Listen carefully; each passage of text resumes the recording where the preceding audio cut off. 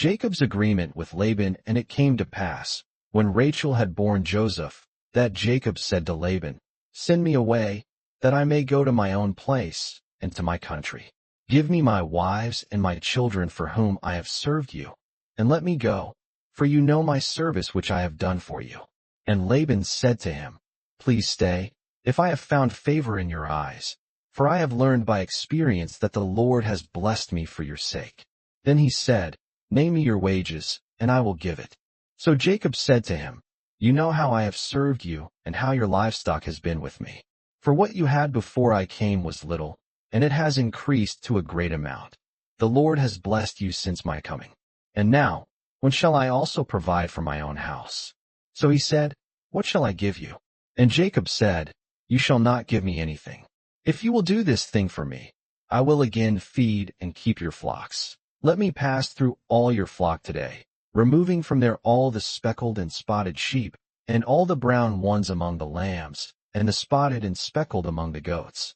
And these shall be my wages. So my righteousness will answer for me in time to come, when the subject of my wages comes before you. Every one that is not speckled and spotted among the goats, and brown among the lambs, will be considered stolen, if it is with me." And Laban said, "Oh, that it were according to your word." So he removed that day the male goats that were speckled and spotted, all the female goats that were speckled and spotted, every one that had some white in it, and all the brown ones among the lambs, and gave them into the hand of his sons. Then he put 3 days' journey between himself and Jacob fed the rest of Laban's flocks. Now Jacob took for himself rods of green poplar, and of the almond and chestnut trees, peeled white strips in them, and exposed the white which was in the rods. And the rods which he had peeled, he set before the flocks in the gutters, in the watering troughs where the flocks came to drink, so that they should conceive when they came to drink.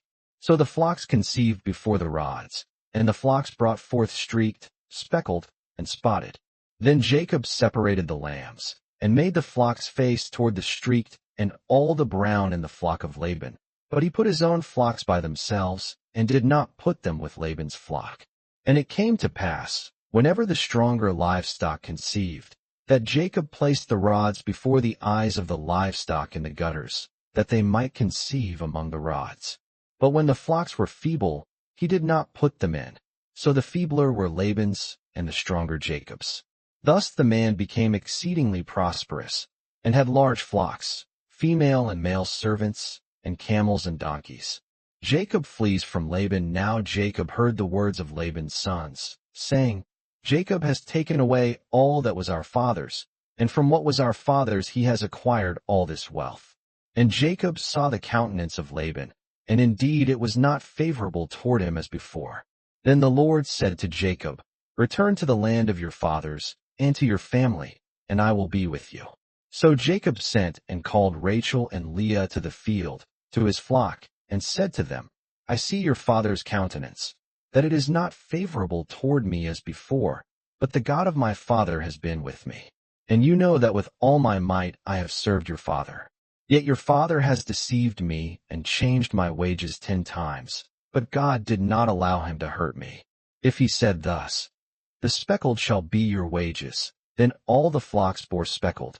And if he said thus, 'The streaked shall be your wages,' then all the flocks bore streaked.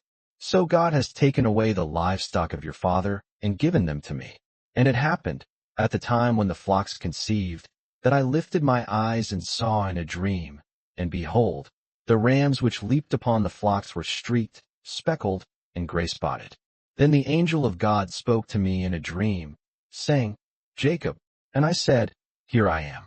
And he said, 'Lift your eyes now, and see, all the rams which leap on the flocks are streaked, speckled, and gray-spotted, for I have seen all that Laban is doing to you.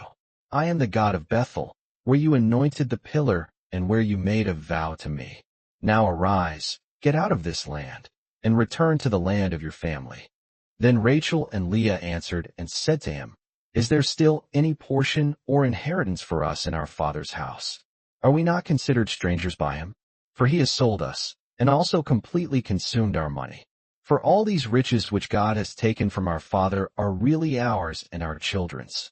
Now then, whatever God has said to you, do it." Then Jacob rose and set his sons and his wives on camels. And he carried away all his livestock and all his possessions which he had gained, his acquired livestock which he had gained in Padan Aram, to go to his father Isaac in the land of Canaan. Now Laban had gone to shear his sheep, and Rachel had stolen the household idols that were her father's. And Jacob stole away, unknown to Laban the Syrian, in that he did not tell him that he intended to flee. So he fled with all that he had. He arose and crossed the river, and headed toward the mountains of Gilead. Laban pursues Jacob, and Laban was told on the third day that Jacob had fled. Then he took his brethren with him, and pursued him for 7 days' journey, and he overtook him in the mountains of Gilead. But God had come to Laban the Syrian in a dream by night, and said to him, "Be careful that you speak to Jacob neither good nor bad." So Laban overtook Jacob. Now Jacob had pitched his tent in the mountains, and Laban with his brethren pitched in the mountains of Gilead. And Laban said to Jacob, "What have you done, that you have stolen away unknown to me, and carried away my daughters like captives taken with the sword? Why did you flee away secretly, and steal away from me, and not tell me? For I might have sent you away with joy and songs, with timbrel and harp. And you did not allow me to kiss my sons and my daughters. Now you have done foolishly in so doing. It is in my power to do you harm. But the God of your father spoke to me last night, saying, 'Be careful that you speak to Jacob neither good nor bad.' And now you have surely gone because you greatly long for your father's house. But why did you steal my gods?" Then Jacob answered and said to Laban, "Because I was afraid, for I said, 'Perhaps you would take your daughters from me by force.' With whomever you find your gods, do not let him live. In the presence of our brethren, identify what I have of yours, and take it with you." For Jacob did not know that Rachel had stolen them. And Laban went into Jacob's tent, into Leah's tent, and into the two maids' tents, but he did not find them. Then he went out of Leah's tent, and entered Rachel's tent. Now Rachel had taken the household idols, put them in the camel's saddle, and sat on them. And Laban searched all about the tent, but did not find them. And she said to her father, "Let it not displease my lord that I cannot rise before you, for the manner of women is with me." And he searched, but did not find the household idols. Then Jacob was angry and rebuked Laban. And Jacob answered and said to Laban, "What is my trespass? What is my sin, that you have so hotly pursued me? Although you have searched all my things, what part of your household things have you found? Set it here before my brethren and your brethren, that they may judge between us both. These 20 years I have been with you. Your ewes and your female goats have not miscarried their young, and I have not eaten the rams of your flock. That which was torn by beasts I did not bring to you. I bore the loss of it. You required it from my hand, whether stolen by day or stolen by night. There I was. In the day the drought consumed me, and the frost by night, and my sleep departed from my eyes. Thus I have been in your house 20 years. I served you 14 years for your 2 daughters, and 6 years for your flock, and you have changed my wages 10 times. Unless the God of my father, the God of Abraham and the fear of Isaac, had been with me, surely now you would have sent me away empty-handed. God has seen my affliction and the labor of my hands, and rebuked you last night." Laban's covenant with Jacob. And Laban answered and said to Jacob, "These daughters are my daughters, and these children are my children, and this flock is my flock. All that you see is mine. But what can I do this day to these my daughters, or to their children whom they have borne? Now therefore, come, let us make a covenant, you and I, and let it be a witness between you and me." So Jacob took a stone, and set it up as a pillar. Then Jacob said to his brethren, "Gather stones." And they took stones, and made a heap, and they ate there on the heap. Laban called it Jegar-sahadutha, but Jacob called it Galeed. And Laban said, "This heap is a witness between you and me this day." Therefore its name was called Galeed, also Mizpah, because he said, "May the Lord watch between you and me when we are absent one from another. If you afflict my daughters, or if you take other wives besides my daughters, although no man is with us, see, God is witness between you and me." Then Laban said to Jacob, "Here is this heap, and here is this pillar, which I have placed between you and me. This heap is a witness, and this pillar is a witness, that I will not pass beyond this heap to you, and you will not pass beyond this heap and this pillar to me, for harm. The God of Abraham, the God of Nahor, and the God of their father judge between us. And Jacob swore by the fear of his father Isaac. Then Jacob offered a sacrifice on the mountain, and called his brethren to eat bread. And they ate bread and stayed all night on the mountain. And early in the morning Laban arose, and kissed his sons and daughters, and blessed them. Then Laban departed, and returned to his place. Esau comes to meet Jacob, so Jacob went on his way, and the angels of God met him. When Jacob saw them, he said, "This is God's camp." And he called the name of that place Mahanaim. Then Jacob sent messengers before him to Esau his brother in the land of Seir, the country of Edom. And he commanded them, saying, "Speak thus to my lord Esau. Thus your servant Jacob says, I have dwelt with Laban and stayed there until now. I have oxen, donkeys, flocks, and male and female servants. And I have sent to tell my lord, that I may find favor in your sight." Then the messengers returned to Jacob, saying, "We came to your brother Esau, and he also is coming to meet you, and 400 men are with him." So Jacob was greatly afraid and distressed, and he divided the people that were with him, and the flocks and herds and camels, into 2 companies. And he said, "If Esau comes to the one company and attacks it, then the other company which is left will escape." Then Jacob said, "O God of my father Abraham and God of my father Isaac, the Lord who said to me, 'Return to your country and to your family, and I will deal well with you.' I am not worthy of the least of all the mercies and of all the truth which you have shown your servant. For I crossed over this Jordan with my staff, and now I have become 2 companies. Deliver me, I pray, from the hand of my brother, from the hand of Esau, for I fear him, lest he come and attack me and the mother with the children. For you said, I will surely treat you well, and make your descendants as the sand of the sea, which cannot be numbered for multitude." So he lodged there that same night, and took what came to his hand as a present for Esau his brother, 200 female goats and 20 male goats, 200 ewes and 20 rams, 30 milk camels with their colts, 40 cows and 10 bulls, 20 female donkeys and 10 foals. Then he delivered them to the hand of his servants, every drove by itself, and said to his servants, "Pass over before me, and put some distance between successive droves." And he commanded the first one, saying, "When Esau my brother meets you and asks you, saying, 'To whom do you belong, and where are you going? Whose are these in front of you?' Then you shall say, 'They are your servant Jacob's.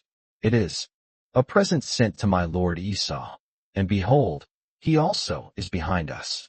So he commanded the second, the third, and all who followed the droves, saying, "In this manner you shall speak to Esau when you find him, and also say, 'Behold, your servant Jacob is behind us.'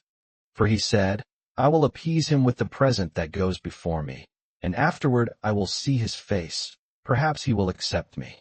So the present went on over before him, but he himself lodged that night in the camp, wrestling with God, and he arose that night, and took his 2 wives, his 2 female servants, and his 11 sons, and crossed over the ford of Jabbok. He took them, sent them over the brook, and sent over what he had. Then Jacob was left alone, and a man wrestled with him until the breaking of day. Now when he saw that he did not prevail against him, he touched the socket of his hip, and the socket of Jacob's hip was out of joint as he wrestled with him. And he said, "Let me go, for the day breaks." But he said, "I will not let you go unless you bless me." So he said to him, "What is your name?" He said, "Jacob." And he said, "Your name shall no longer be called Jacob, but Israel, for you have struggled with God and with men, and have prevailed." Then Jacob asked, saying, "Tell me your name, I pray." And he said, "Why is it that you ask about my name?" And he blessed him there. So Jacob called the name of the place Peniel, for I have seen God face to face, and my life is preserved. Just as he crossed over Peniel, the sun rose on him, and he limped on his hip. Therefore to this day the children of Israel do not eat the muscle that shrank, which is on the hip socket, because he touched the socket of Jacob's hip in the muscle that shrank. Jacob and Esau meet now. Jacob lifted his eyes and looked, and there, Esau was coming, and with him were 400 men. So he divided the children among Leah, Rachel, and the 2 maidservants. And he put the maidservants and their children in front, Leah and her children behind, and Rachel and Joseph last. Then he crossed over before them and bowed himself to the ground 7 times, until he came near to his brother. But Esau ran to meet him, and embraced him, and fell on his neck and kissed him, and they wept. And he lifted his eyes and saw the women and children, and said, "Who are these with you?" So he said, "The children whom God has graciously given your servant." Then the maidservants came near, they and their children, and bowed down. And Leah also came near with her children, and they bowed down. Afterward Joseph and Rachel came near, and they bowed down. Then Esau said, "What do you mean by all this company which I met?" And he said, "These are to find favor in the sight of my lord." But Esau said, "I have enough, my brother. Keep what you have for yourself." And Jacob said, "No, please, if I have now found favor in your sight, then receive my present from my hand, inasmuch as I have seen your face as though I had seen the face of God, and you were pleased with me. Please, take my blessing that is brought to you, because God has dealt graciously with me, and because I have enough." So he urged him, and he took it. Then Esau said, "Let us take our journey. Let us go, and I will go before you." But Jacob said to him, "My Lord knows that the children are weak, and the flocks and herds which are nursing are with me. And if the men should drive them hard one day, all the flock will die. Please let my Lord go on ahead before his servant. I will lead on slowly at a pace which the livestock that go before me, and the children, are able to endure, until I come to my Lord in Seir." And Esau said, "Now let me leave with you some of the people who are with me." But he said, "What need is there? Let me find favor in the sight of my Lord." So Esau returned that day on his way to Seir. And Jacob journeyed to Succoth, built himself a house, and made booths for his livestock. Therefore the name of the place is called Succoth. Jacob comes to Canaan. Then Jacob came safely to the city of Shechem, which is in the land of Canaan, when he came from Padan Aram, and he pitched his tent before the city. And he bought the parcel of land, where he had pitched his tent, from the children of Hamor, Shechem's father, for 100 pieces of money. Then he erected an altar there, and called it El Elohe Israel. The Dinah incident. Now Dinah, the daughter of Leah, whom she had borne to Jacob, went out to see the daughters of the land. And when Shechem the son of Hamor the Hivite, prince of the country, saw her, he took her, and lay with her, and violated her. His soul was strongly attracted to Dinah the daughter of Jacob, and he loved the young woman, and spoke kindly to the young woman. So Shechem spoke to his father Hamor, saying, "Get me this young woman as a wife." And Jacob heard that he had defiled Dinah his daughter. Now his sons were with his livestock in the field. So Jacob held his peace until they came. Then Hamor the father of Shechem went out to Jacob to speak with him. And the sons of Jacob came in from the field when they heard it. And the men were grieved and very angry, because he had done a disgraceful thing in Israel by lying with Jacob's daughter, a thing which ought not to be done. But Hamor spoke with them, saying, "The soul of my son Shechem longs for your daughter. Please give her to him as a wife, and make marriages with us. Give your daughters to us, and take our daughters to yourselves. So you shall dwell with us, and the land shall be before you. Dwell and trade in it, and acquire possessions for yourselves in it." Then Shechem said to her father and her brothers, "Let me find favor in your eyes, and whatever you say to me I will give. Ask me ever so much dowry and gift, and I will give according to what you say to me. But give me the young woman as a wife." But the sons of Jacob answered Shechem and Hamor his father, and spoke deceitfully, because he had defiled Dinah their sister. And they said to them, "We cannot do this thing, to give our sister to one who is uncircumcised, for that would be a reproach to us. But on this condition we will consent to you. If you will become as we are, if every male of you is circumcised, then we will give our daughters to you, and we will take your daughters to us, and we will dwell with you, and we will become one people. But if you will not heed us and be circumcised, then we will take our daughter and be gone. And their words pleased Hamor and Shechem, Hamor's son. So the young man did not delay to do the thing, because he delighted in Jacob's daughter. He was more honorable than all the household of his father. And Hamor and Shechem his son came to the gate of their city, and spoke with the men of their city, saying, These men are at peace with us. Therefore let them dwell in the land and trade in it. For indeed the land is large enough for them. Let us take their daughters to us as wives, and let us give them our daughters. Only on this condition will the men consent to dwell with us, to be one people. If every male among us is circumcised as they are circumcised, will not their livestock, their property, and every animal of theirs be ours? Only let us consent to them, and they will dwell with us. And all who went out of the gate of his city heeded Hamor and Shechem his son. Every male was circumcised, all who went out of the gate of his city. Now it came to pass on the third day, when they were in pain, that two of the sons of Jacob, Simeon and Levi, Dinah's brothers, each took his sword and came boldly upon the city and killed all the males. And they killed Hamor and Shechem his son with the edge of the sword, and took Dinah from Shechem's house, and went out. The sons of Jacob came upon the slain, and plundered the city, because their sister had been defiled. They took their sheep, their oxen, and their donkeys, what was in the city and what was in the field, and all their wealth. All their little ones and their wives they took captive, and they plundered even all that was in the houses.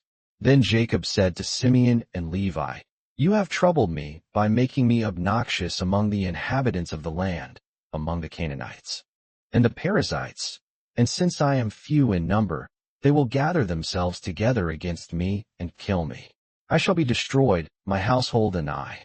But they said, Should he treat our sister like a harlot?